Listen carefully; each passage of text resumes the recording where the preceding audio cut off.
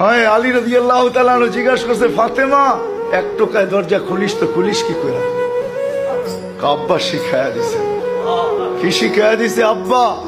আলী সারাদিন পরিশ্রম করে আসবে, ফাতেমা দরজা যেন 2 টোকা দিতে না হয়। এই জন্য তুমি আসার আগে দরজায় পিঠ লাগায় দাঁড়ায় যাই, টোকাটা দরজায় না পড়ে যেন আমার পিঠে পড়ে। এটার নাম সুখ।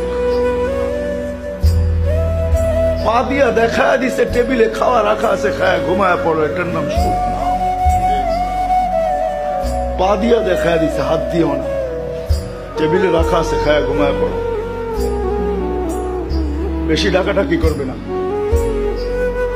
এটার নাম সুখ, এটার নাম সুখ। চতুর্থ দিনও কিছু নিয়ে আসতে পারেন না।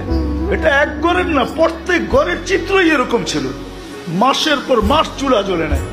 তারপর স্বামী যখন ঘরে ঢুকছে, সাররাত ওয়া তাবাসসামাত, খুশিতে নাচতে ছিল আর মুস্কি মুস্কি হাসতে ছিল। আলী রাদিয়াল্লাহু তাআলা আনহু ফাতেমা রাদিয়াল্লাহু তাআলা আনহা কাঁধে হাত রেখে বলছে, রাহিমাল্লাহু ইমরাতান।